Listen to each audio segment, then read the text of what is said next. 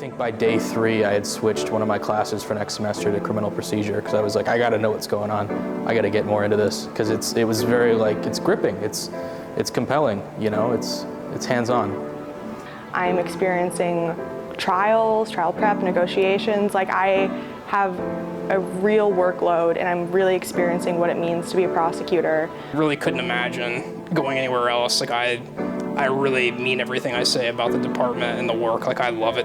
They're really here to help you grow, and they're not just looking for someone to help the office. Every prosecutor's office across the country is facing challenges with recruitment, and Alaska is certainly no different, but ours are made more complicated because, for example, we don't have a law school.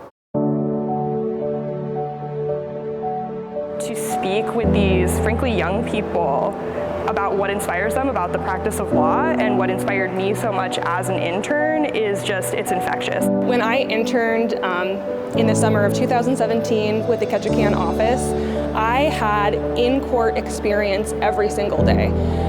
In-court experience doing arraignments, I got to do a trial, and then when I went back to law school and I talked to all of my friends, none of them had that experience. Most of my friends were in offices, working on the same brief for the entire summer. My first week on the job was at a DA's conference. I was called out to introduce myself as being the newest person, and then 5 years down the road, I'm DA, so you can move up pretty quick. I interned here. I also interned in Orange County, California. It was one of the largest prosecutors' offices there.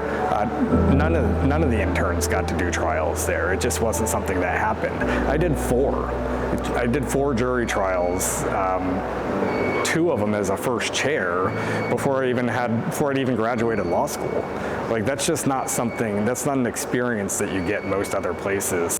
She executed Cynthia Hoffman in a murder for hire plot.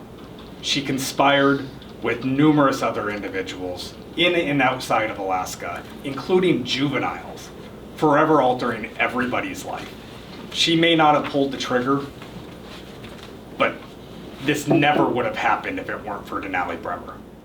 If you want to be a litigator, if you want to actually learn how to try cases, if you want to actually litigate cases in the future, this gives you an opportunity to come up here, learn how to do it. You're going to have somebody sitting with you that can make sure you're not making mistakes, and you really have no risk and all the reward.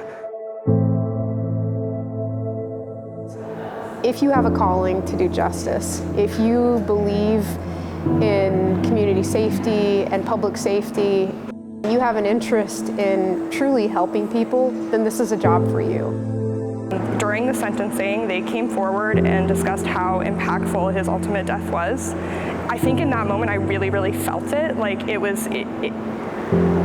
didn't know this man personally, but I had come to know all these people that he meant so much to, that I felt like I understood his life so much more, and it was just such a tragedy that we're ultimately involved.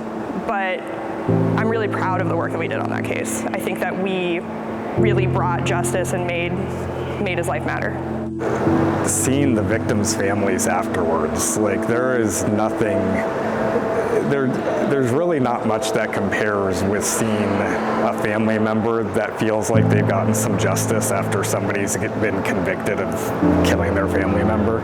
I don't know that I ever thought I would be able to participate in a ceremony like that, and to have been invited to be able to participate was something phenomenal. And I had the opportunity too to speak with the Klawock City Administrator for about an hour before the event, and she walked me through all the folks, staggering it, just over the years, over the decades, who have gone missing and whose cases remain either unsolved or just difficult things for the community to process. So it was sobering, but it was also I was honored to be able to be a part of it.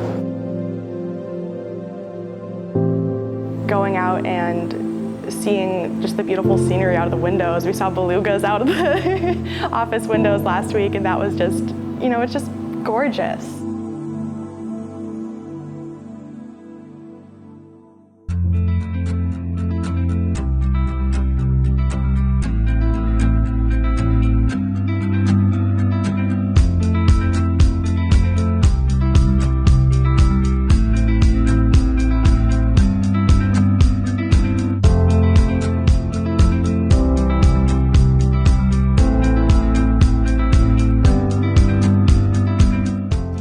once you get above the tree level on this trail, it kind of opens up and you're on the edge of this trail that has steep ledges on each side.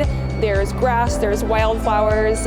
It's just an amazing place, and I really very much enjoy being there. I live in an absolutely wonderful and remarkable place in the world, and it's right at my doorstep. I can go out and I can hike. I can go and put a crab pot in and get cream crab and eat it in my driveway, and I can go out and fish for halibut and salmon. So I really value the connection to the outdoors and being able to hike and do those kinds of things. I also think that Alaska is one of those unique communities that is although we're a very large landmass, we are very connected as a community.